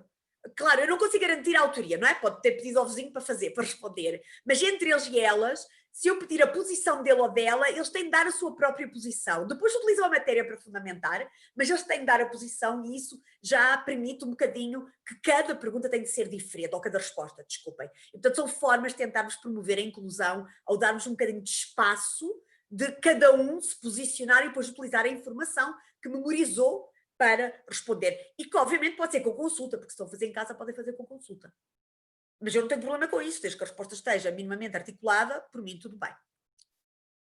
Pode-se ver claramente, em termos do ensino inclusivo, e outra vez com a taxonomia de Bloom, que há várias ferramentas que vocês podem utilizar para este efeito, nomeadamente, como nos referi, o Mentimeter, ou, por exemplo, se vocês utilizarem, desculpem, o Google Forms, vocês podem fazer, através da Google Classroom, um formulário com perguntas, respondem e o Google Forms aqui nas notas aparecem os alunos todos a dizer se entregaram, se não entregaram, a dizer se entregaram tarde, que controla, se entregaram fora de horas, E depois vocês podem dar as notas e vão aqui aparecendo as notas, e é uma forma mais expedita de vocês controlarem a avaliação em termos do online, digamos assim. Deixem-me aqui voltar. Então passemos aqui para a parte dos conteúdos. A inclusão dos conteúdos, novamente, o clássico é termos conteúdos escritos. É importante também recorrermos aos audiovisuais, aos orais, aos visuais, quadros, esquemas, que possam ajudar aqueles e aquelas que não conseguem ler de forma tão correta ou que leem e não conseguem aprender tão facilmente, perceberem as dinâmicas. E, portanto, temos tudo. Temos o artigo científico mais denso, e que obviamente todos e todas têm de remeter para aquele artigo. Temos um vídeo, por exemplo, do próprio autor ou autora a explicarem o conceito. Temos diferentes coisas que eles podem aceder em diferentes momentos. Também temos que produzir nós, não é? Os PowerPoints, ou gravar a aula, ou um ficheiro de som em que nós explicamos qualquer coisa. Portanto, isso também é um desafio para mim, pelo menos foi, eu não estava habituada a fazer isso, um desafio acrescido. Mas mais porque no online, não se esqueçam, estes materiais ficam lá para sempre. Portanto, temos de ter muito cuidado a concebê-los, não é? Para depois não serem tirados de contexto, ou abusados, ou o que quer que seja, é muito importante. Depois, as duas outras coisas que são muito importantes ao promover o ensino inclusivo com os conteúdos é garantir a diversidade. Nós devemos ter uma panóplia de autores e autoras larga, diversa, e que incluam visões alternativas. De preferência, até uns autores que digam uma coisa totalmente contrária a outro autor, para promover o espírito crítico, a capacidade de se posicionarem. É extremamente importante esta dinâmica. Os nossos grandes desafios são, obviamente, encontrar materiais relevantes. Eu lembro perfeitamente de uma disciplina de que fui responsável, em que eu achava que tinha conseguido fazer uma escolha de artigos de autores masculinos e autoras femininas, de autores ditos do norte global e do sul global, e ainda assim tive uma aluna que me disse que a minha seleção estava enviesada, porque as autoras e os autores que eu tinha denominado que eram do sul global tinham todos estudado em universidades do norte global e, portanto, não eram bem do sul. Portanto, nós temos aqui de ter essa autorreflexão, não é? De ver o que é que estamos a selecionar e para quê. É importante situar, localizar. Às vezes há autores que num determinado momento escrevem um texto e passado 10 anos contradizem-se. Temos de ter a capacidade de mostrar essas alternativas, não é? E por fim, também aqui neste processo incluímos muito o descolonizar a linguagem, descolonizar o conhecimento. Não apresentarmos só os conhecimentos mainstream, só do paradigma dominante. Isso é muito redutor. Temos de incluir outros tipos de conhecimento que podem até nem ser internacionalmente reconhecidos nas nossas academias científicas, mas que ajudam os estudantes e as estudantes, a reverem-se nesses conhecimentos, e 2, a criticá-los, a pensar fora do paradigma dominante fechadinho em que estamos muitas vezes a trabalhar e que é essencial, portanto, repensarmos em termos desta dinâmica. Claro que o grande desafio para isto, novamente, e normalmente, é o tempo que isto leva a fazer, não é? Muito bem. Passemos então, ver se consigo aqui passar, para a terceira dimensão, que é a forma de ensinar, que eu acho que é aquela que nos leva mais tempo. E aqui há pelo menos 2 aspectos que são importantes, essenciais no ensino inclusivo. Primeiro, é criarmos espaços, e aqui podem ser online, como é óbvio, não é? De aprendizagem inclusivos e criativos. Eu sei que muito do que aqui está parece que é um bocado senso comum, mas eu não sei qual é a vossa experiência. A minha experiência é que ainda há muitos colegas que não têm atenção, não tomam atenção a alguns destes aspectos. Primeiro, modelar a linguagem inclusiva. Vocês não sei se repararam, eu muitas vezes digo elas e eles, os professores e as professoras. Eu não estou a dizer que este também é um binómio que é criticável, não é? É porque há muitas mais outros sentidos, mas é importante que o estudante e a estudante se reveja. Eu, quando tenho estudantes internacionais, e só dou exemplos de Portugal, eles desligam. É de estilo, também, mas eu não sou português. Claro, o saber não ocupa lugar, mas é importante fazer aqui as pontes, não é? Internacionalizar, dar exemplos diferentes, exemplos que uma pessoa que vem de uma condição socioeconómica menos privilegiada se consiga rever naquele exemplo e dar um outro exemplo que alguém que vem de uma condição socioeconómica mais privilegiada também se consiga rever, para haver aqui, não é, algum tipo de comunicação. Modelar o escutar ativo. Nós temos de ouvir as palavras, a forma como os estudantes falam das coisas que nós estamos a ensinar. Porque às vezes eles não têm a linguagem, às vezes estão a tentar dizer uma coisa e nós somos um bocadinho de estilo, isso não é para aqui chamado. É sempre para aqui chamado. Nós é que temos que empacotar ou desempacotar o que disseram para ser aqui chamado. É muito importante para essa inclusividade, essa responsividade que é necessária. É claro que online, bem, se me escrever alguma coisa no chat, eu posso tentar responder, às vezes se é um grupo mais pequeno podemos falar, mas nem sempre é tão fácil, não é? Conectar pessoalmente com os estudantes e com os estudantes, depois online também é mais difícil, mas há formas entre o chat, entre o e-mail, se vocês tiverem aulas, não é? Todas as semanas podem ir tentando fazer essa conexão. Encorajar participação com respeito, equidade, uma comunicação transcultural, antecipar assuntos sensíveis. Eu, por exemplo, eu sou responsável por uma unidade curricular na área da cooperação para o desenvolvimento. Eu costumo dizer, é uma área que dá para o melhor e para o pior. E porque muitas vezes as pessoas dizem coisas que nem se apercebem que são preconceituosas. Assumiram que aquilo é assim, porque foram assim que foram ensinadas, foi assim que foram educadas. Então nós temos que antecipar algum destes assuntos sensíveis, como por exemplo questões que têm a ver com racismo, com discriminação de género, com discriminação geográfica, diferentes regiões, linguagem, sotaques, enfim, há uma série de coisas. Se nós conseguirmos antecipar, estamos melhor preparadas e preparadas para a responsabilidade que depois nos é essencial na aula.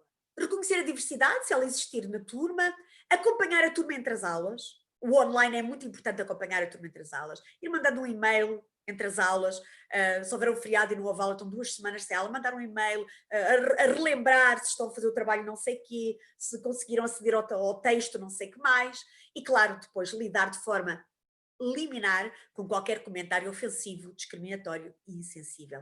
Isso tem de ser liminar. Vocês, e já me aconteceu ficar na aula totalmente sem palavras, porque uma estudante disse algo que eu nunca pensei ouvir e foi, ok, e agora o que é que eu faço? Nós não podemos perder a aula, a sala, no sentido em que nós temos que repor o respeito, a equidade, a comunicação transcultural, porque nós temos que ser liminares. Okay?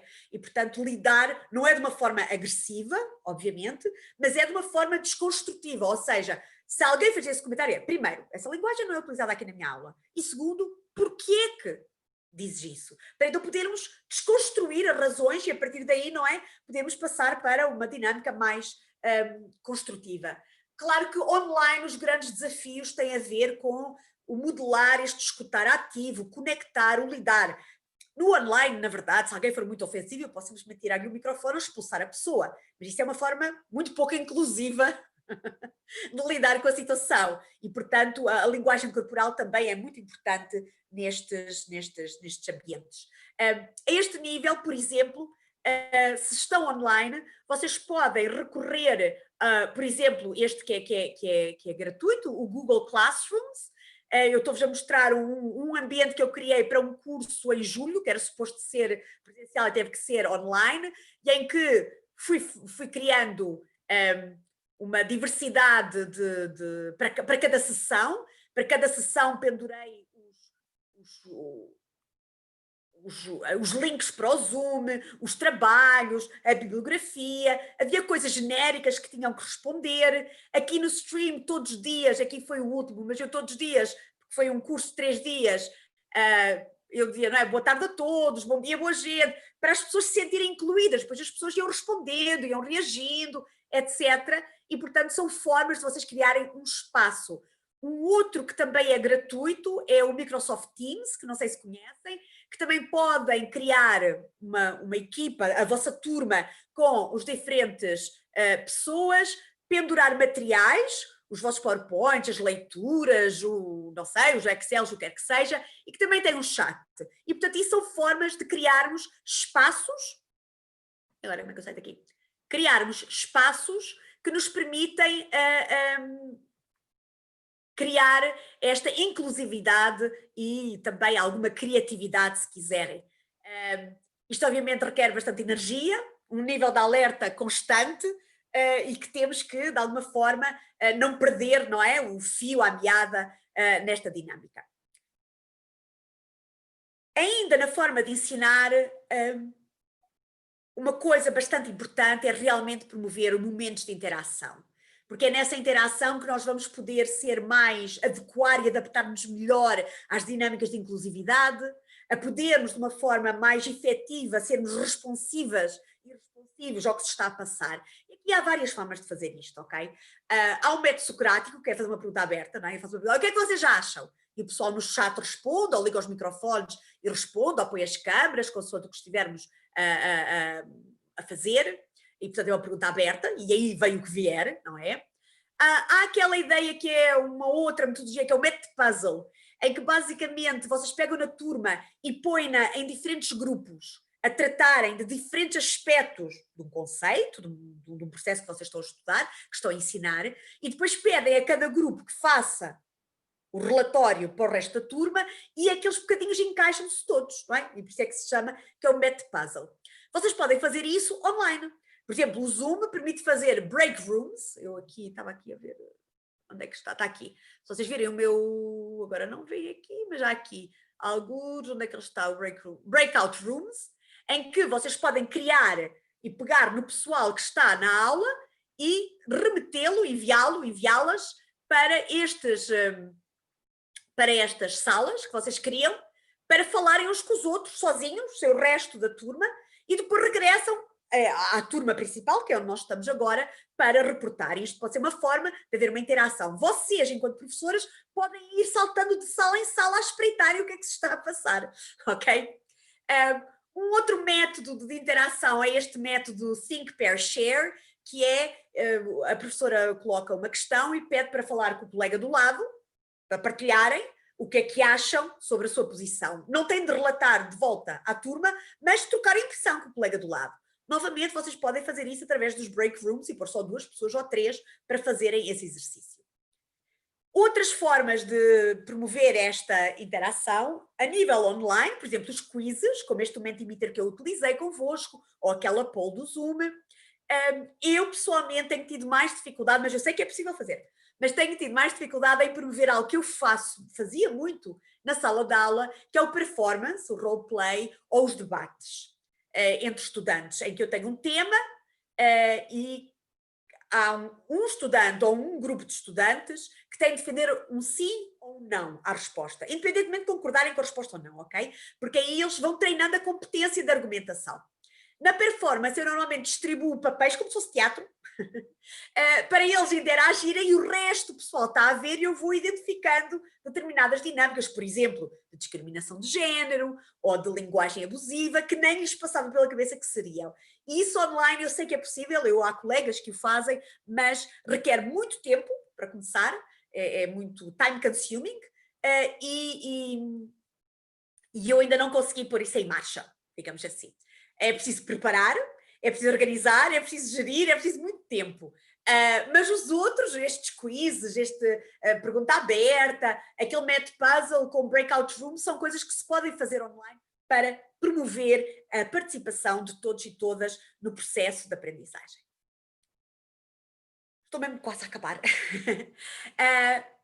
Ainda na promoção de uma aprendizagem ativa, há aqui algumas outras metodologias, outros métodos que podem ser interessantes adotarem. Um deles é, hoje em dia parece que muita gente fala do flipped classroom, que são as aulas invertidas, que é basicamente os estudantes estudam em casa, no ritmo deles e delas, a matéria, o que vocês tiverem dado como materiais, e quando vêm para a aula só se discutem os materiais que foram lidos. Que se pode até começar com um quiz, para a professora perceber se eles leram e se perceberam a matéria, e depois a aula decorre conforme a interação. Isso faz com que os estudantes, não é, já venham preparados. A parte de taxonomia de Bloom, de lembrar apenas e compreender, é feita em casa. E depois o resto é feito na sala de aula. Podemos também trazer problemas para a sala, e, portanto, a aprendizagem é baseada na resolução desses problemas de negociação internacional, problemas não sei, das diferentes áreas do saber em que vocês estejam envolvidas ou envolvidos. Pode ser uma metodologia de trabalho-projeto, vocês propõem um projeto na aula, por exemplo, eu tenho uma disciplina em que os estudantes e estudantes têm de se organizar em grupos e fazer um projeto de cooperação para o desenvolvimento, no formulário da entidade financiadora, o mais verídico e real possível, e portanto isso também acaba por dinamizar. Uma aprendizagem colaborativa, esta coisa do par entre eles e elas também é importante, porque também quebra as inseguranças deles e delas, também lhes permite ganhar espaço e afirmarem-se e, portanto, tudo o que é da exclusão ser de alguma forma diminuído. E por fim, também está muito na moda, principalmente se estamos online, a promoção, a inclusão de jogos digitais. Isto para os jogos digitais, existem milhares, centenas deles, vocês podem ver em diferentes sítios, por exemplo, estes são jogos que referem a questões de sustentabilidade ambiental e vocês têm imensos aqui que vocês podem aceder online, gratuitamente.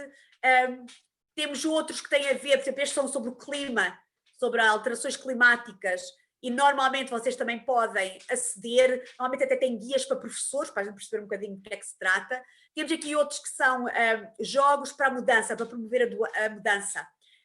Estes são também bastante interessantes, por exemplo, este para alguém que trabalhe áreas de humanitarismo, tem alguns sobre questões, ações humanitárias, ou alguém que trabalha missões de paz, sobre militares, mas também tem outro tipo de coisas, só tem a de explorar, ok? E finalmente queria-vos ainda mostrar um outro programa que se chama miro.com, e é um programa em que vocês podem realmente criar espaços de aprendizagem, incluir jogos e ainda quizzes e mais alguma coisa. O que eu vos estou a mostrar eu vou participar num curso de inverno em dezembro e isto foi o que criámos para o nosso curso de inverno. Aqui veem, estas são as salas das conferências, em que todos os participantes e todas as participantes vão entrar e vão para a sala, e ali vamos apresentar. Estes 4 aqui são os 4 pósteres que vão ser discutidos com os apresentadores e as apresentadoras dos pósteres. Temos aqui um jardim, onde podemos ir lá escrever coisas sobre nós para nos conhecermos um bocadinho melhor. Aqui neste caso, os colegas puseram informação sobre desportos, e portanto nós podemos ver se praticamos algum daqueles desportos. Temos aqui uma área comum, onde tem aqui um sofá, que é o sofá de ir tomar o café, e nós podemos aqui nos sentar, e outra pessoa pode vir ter connosco e trocamos ali umas palavras com um chat, a dizer olá, eu sou a Paula, sou de Portugal, sou de Coimbra, não sei o quê, para nos conhecermos melhor. E há aqui uma outra secção, que é a área, esta arena, que é onde vamos começar e fechar todos os dias, toda a gente vem para aqui, como vejo aqui estão algumas pessoas com as suas fotografias, e onde vamos trocar impressões aqui. E portanto são formas de, são na verdade softwares que nos permitem de alguma forma agilizar estas preocupações quando estamos a falar do ensino inclusivo, e portanto ajudam-nos a tentar promover estas colaborações, estas interações, e de uma forma até que também é divertida, porque ao cabo e ao resto estamos ali, estamos num jogo, não é? O nosso avatar vai de um sítio para o outro, conhece esta pessoa, etc. E, portanto, para além da parte do trabalho propriamente dito, que tem nas salas da conferência, onde estarão os PowerPoints e as pessoas, etc. Terminando aqui, pensando um bocadinho ainda na taxonomia de Bloom, existem vários. Eu utilizei aqui uma recolha que foi feita aqui pela colega Adelina Moura, aqui no Plano Nacional de Leitura em Portugal, e em que para cada uma dos níveis, desde o lembrar até ao criar, ela incluiu alguns dos softwares que estão disponíveis para esse efeito. Por exemplo, não tinha lá nem o Mentimeter, nem o Miro, que eu vos apresentei, e que eu aqui incluí. O Miro é na linha do criar e o Mentimeter ali na linha do analisar. E, portanto, todos estes têm um nível de interação que é gratuito, só se vocês quiserem algo mais complexo é que têm de pagar a assinatura, de resto são gratuitos. A maior parte deles tem pequenos vídeos que nos ensinam tutoriais a como utilizar, e portanto vocês podem adotar, por exemplo, eu gosto muito do Mentimeter e portanto utilizo muitas vezes esse. O Miro é a primeira vez que vou utilizar neste curso e portanto ainda não sei, mas o Google Classroom é também muito fácil de utilizar. Enfim, pronto, é como digo, eu algumas destas coisas utilizei durante o semestre passado, porque a minha universidade ainda não tinha uma plataforma dinâmica para este efeito. Neste momento já tem uma plataforma, até que nós já não trabalhamos com o Zoom, trabalhamos mesmo na plataforma da universidade, e portanto a gente tem estado a transferir algumas dessas coisas, mas são formas de nós online tentarmos promover a responsividade, a inclusividade, a criatividade que teríamos numa sala de aula de outra forma. Agora, eu não vou aqui mentir, isto leva muito tempo. Vocês não imaginam quantos tutoriais é que eu andei a ver em junho e julho para começar a preparar setembro. Leva tempo. Agora, a partir do momento que nós fazemos esse investimento, vocês não têm... Eu não domino todas estas aplicações que aqui tenho nesta página. Conheço algumas. E depois escolhe-se aquela que gostamos mais. Portanto, vocês podem tentar uma, por exemplo, o Kahoot é muito popular porque trabalha com cores, o pessoal carrega nas cores para responder. Portanto, há aqui várias coisas que vocês podem utilizar e depois adotar aquele. Não precisa de adotar vários, utilizam um deles ou um delas e assim trabalham sem grandes problemas. Novamente, a parte destes que são para quizzes, para este tipo de avaliação, não é preciso uma internet muito pesada. Quando começamos a falar de coisas como o Google Classroom ou como alguns formulários do Google, nós já precisamos de ter a garantia que há algum acesso à internet mais sólido, mais resistente, porque demora a fazer o download, a aceder a estas dimensões. Então aqui um bocadinho para resumir, se quiserem. Em termos do nosso processo de aprendizagem, de ensino inclusivo, temos aqui a preparação de tudo isto, o lecionar propriamente dito e a avaliação. E eu diria que em termos dos desafios, fazendo aqui uma súmula do que andei para aqui a dizer durante a última hora, em termos da preparação, o nosso maior desafio é termos tempo para preparar, ter as competências e a previsibilidade. Eu não sei como é que foi com a vossa experiência, no meu caso, em termos do ensino remoto de emergência e agora do ensino híbrido, o contexto tem-se alterado e de uma semana para a outra eu tenho de mudar as coisas e ajustar as coisas. E, portanto, esta previsibilidade vai aqui criando, não é? Um ruído de fundo que às vezes acaba por boicotar o trabalho que eu tive para tentar promover este ensino inclusivo. A abordagem deve ser, estas são as minhas palavras de ordem, descomplicar. Não dá, faz de outra maneira, não vai tão bem, vai menos bem, mas descomplicar. Não vale a pena queremos agora dominar aquele miro.com para amanhã, porque não funciona assim. E não tem que funcionar. Portanto, nós vamos aprendendo também, nós estamos aqui num processo de aprendizagem. Fasear, por exemplo, uma coisa que eu fiz e que ainda faço é, em vez de, apesar de dar todos os elementos de avaliação logo no início do semestre, eu tenho dado informação faseada de como eles são concretizados. Porque às vezes tenho de ajustar, e depois já tiver dito que é de uma maneira e tiver que mudar, cria também aqui um ruído de fundo, e portanto fasear a informação, a nossa preparação. Os métodos, obviamente, temos de aprender coisas novas, atualizar. O ensino inclusivo requer que a gente esteja sempre a atualizar os conteúdos, a atualizar os materiais e diversificá-los, é essencial. Em termos de lecionar, os grandes desafios são garantir o acesso dos estudantes e das estudantes online aos materiais, às nossas aulas propriamente ditas, captar a atenção deles e delas, que estão online, mas estão ao mesmo tempo a fazer outras coisas, estão outras pessoas na divisão, ou o que quer que seja, conseguirmos ser responsivos e responsivas da forma que seríamos em pessoa, presencialmente, e que não é tão fácil, promover a participação, que também já viram só do nosso pequeno grupo aqui, que também às vezes não é fácil, e tentar criar este sentido de comunidade, de que somos um grupo e estamos nisto juntos e juntas, ok? Eu neste momento sou a palestrante e vocês estão a participar, mas nós estamos nesta dimensão juntos, não é? E isso é importante. A abordagem deve ser sintonizar com as pessoas, tentar perceber quem é que está do outro lado, esta responsabilidade, obviamente, a criatividade, no que for necessário, não ter medo de sermos criativas e às vezes não correr tão bem, e flexibilidade. Flexibilidade não quer dizer baixar o nível, não quer dizer exigir menos, quer dizer apenas pensar dentro do mesmo nível de exigência e do mesmo nível de seriedade do que estamos a fazer em termos de ensino, quais podem ser alternativos, meios múltiplos de resposta, de participação, de interação. Os métodos são os que acabei de vos apresentar, criar espaços de aprendizagem inclusivos, responsivos, seguros, que promovam um sentido de comunidade e adotar metodologias de aprendizagem ativa. Eu até diria interativa, mas ativa. Ativa do lado do estudante e da estudante. Eles e elas é que têm de ativamente participar.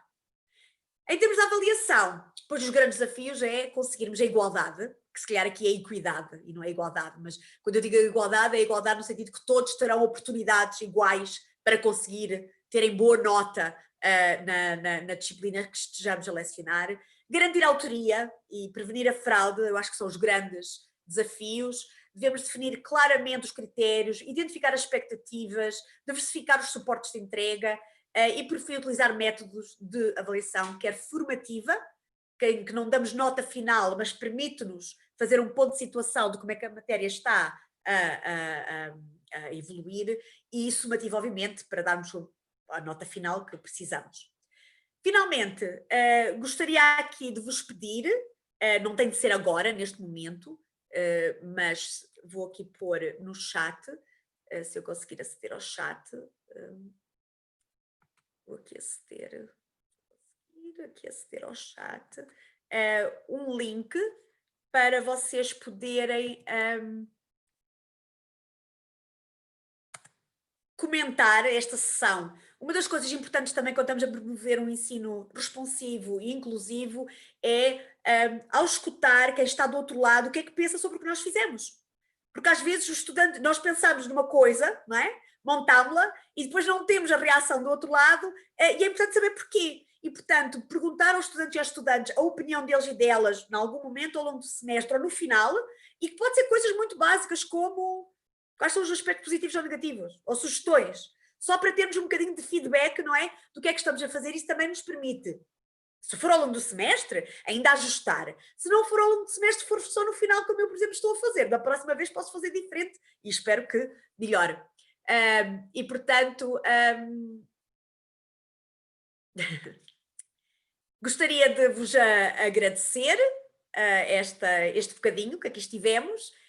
Não foi muito interativo, peço desculpas por isso, e estou a vosso dispor para o que precisarem em termos de informação, de continuarmos esta conversa, se quiserem, através do e-mail ou de outra forma.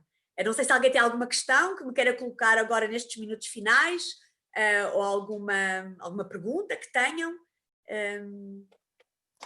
Eu tenho uma pergunta, Paula. Sim, Janete. Espera aí que eu anotei. Quando você fala em estudo responsivo, você está se conectando com as ideias do Bakhtin? Sim, também, mas não só, não necessariamente. Eu tento olhar para isto de uma forma um bocadinho mais ampla, mas podes, obviamente, partir daí, claro. Ah, tá. Você teria outros, assim, que você... Posso depois te enviar algumas referências, se quiseres, envia-me um e-mail que eu tenho várias referências sobre isso, porque a questão da responsividade, há colegas que trabalham muito na área cultural, não é? Há outros que trabalham muito com a questão de género ou com a questão racial e, portanto, às vezes parece que são coisas diferentes, mas estão todas, para mim, a trabalhar na mesma lógica, que é o não excluir, que é o responder, o irmos ao encontro, não é? Das próprias expectativas e dificuldades do estudante ou da estudante que temos à nossa frente. Entendi. Eu não sou professora universitária, sou professora do ensino fundamental, mas, assim, todas as dinâmicas que... mesma. Eu acho que a grande diferença do ensino fundamental é que vocês não têm tanta liberdade para adotar os materiais em termos do que os alunos ou as alunas vão ler, não é? Porque está previsto o programa, os manuais, e portanto vocês têm ali um bocadinho de menos liberdade, mas podem complementar. Talvez não com artigos científicos, mas por exemplo com pequenos vídeos, ou documentários, ou animações, que ajudam, e aí já tem um bocadinho mais de margem. Mas eu acho que essa é a grande diferença, não é? Vocês não têm a mesma liberdade para definir o vosso programa, não é? Da disciplina, e para adotarem o material que quiserem. Estão um bocadinho cingidos ao que vos têm ali apresentado, não é? E eu queria fazer uma contribuição, porque eu fiz especialização em educação inclusiva, e aí, conforme foi passando, né, a sua apresentação, eu fui pensando que tanto que a gente teve uma dificuldade, ainda está num processo lento, né? Essa coisa da construção da educação inclusiva, e aí agora a gente entra com mais uma questão que não é só o incluir na sala de aula, mas também de forma digital. Absolutamente. Né? Absolutamente. Eu não sei como é que tem sido no Brasil, aqui em Portugal isso foi um caso, quer dizer, está a ser ainda muito complicado, não é? porque não... Aqui em Portugal houve respostas muito diversas, houve desde escolas e universidades que levaram computadores para a casa dos estudantes, houve os nossos presidentes da Câmara, os vossos prefeitos, que nos seus municípios compraram cartões, deram cartões de acesso à internet, mas também tivemos escolas que não tinham meios para fazer isso e o que faziam era os pais, todos os dias, passavam na escola a apanhar em papel os trabalhos de casa, levavam para os filhos fazerem e no dia seguinte vinham trazer fisicamente à escola. Mas numa das escolas que eu trabalho, acontece isso. Pronto. Os pais vão à escola com uma periodicidade buscar a apostila, depois Exato. devolvem para a gente contabilizar a presença, mas sendo de ensino, no meu caso, a alfabetização, é uma forma mais complicada ainda da gente poder conseguir avaliar. Então, a gente vai ter que se reinventar. Totalmente. Eu acho que essa palavra é reinventar, é ser criativos, e eu acho que há formas, eu acho que, pronto, nós não somos muito pedidos para fazer isso, normalmente temos a nossa zona de conforto, mas eu acho que não devemos deixar de sair da zona de conforto e ir ao encontro do estudante. Por exemplo, aqui em Portugal houve um caso que até saiu nas notícias de uma professora do ensino também fundamental, do ensino obrigatório, que portanto, os estudantes dela não tinham acesso à internet, eram de uma aldeia, ela foi de carro. E foi de carro, acho que também passaram essas notícias de outros países, em que os professores foram de carro, ficavam no carro e falavam pela janela com os alunos, só para tentar promover, não é? Essa ideia de comunidade, que estamos todos juntos, que há aqui eu sei que tu não deixas acesso à internet, mas eu estou aqui, etc. E realmente a reinvenção é muito importante neste contexto, concordo plenamente contigo, Janete, absolutamente. Obrigada, Paula, obrigada pela mensagem, obrigada. Tem várias anotações aqui, foi muito bom. Obrigada. Mas alguém tem alguma questão, algum comentário? Estou aqui também a fazer alguns comentários. Inclusão digital, claro, depois também se assumiu a passar para o online, que toda a gente sabia trabalhar com os computadores e com os softwares e tudo isso, e não é verdade, incluindo eu, não é? Que não dominava e não domino, nem sequer quero dizer que domino, vou utilizando algumas coisas pela necessidade, mas não recebi formação, não é? O semestre passado foi assim de repente, foi na base do vamos tentando. A minha universidade, agora em setembro, já começou a dar formação voluntária, para quem quiser, mas formação para os professores universitários, para as professoras universitárias aprenderem um bocadinho algumas destes diferentes instrumentos. Mas, enfim, é o que é, não é? Muito bem. Ok, olha, espero que esteja tudo a correr bem. Aprender com as crianças em casa não é fácil. Eu também tenho uma criança e não foi fácil.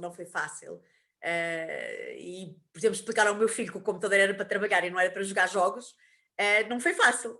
Mas então eu também percebi que se calhar podia utilizar alguns jogos para ele ir aprendendo a matéria. Claro que tive que eu fazer a pesquisa, etc. Mas, portanto, tentámos aqui, de alguma forma, conciliar o facto dos miúdos gostarem de jogar online com jogos que até possam ensinar alguma coisa, em termos da matéria que estou a estudar na escola, não é? E, portanto, são aqui formas de tentar conciliar as coisas. Enfim.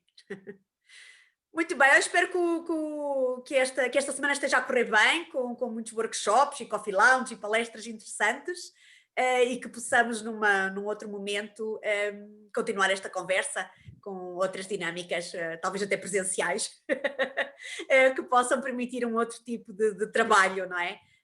Eu aqui acabei por não poder vos incluir muito em termos da participação, mas pronto, foi o que foi possível.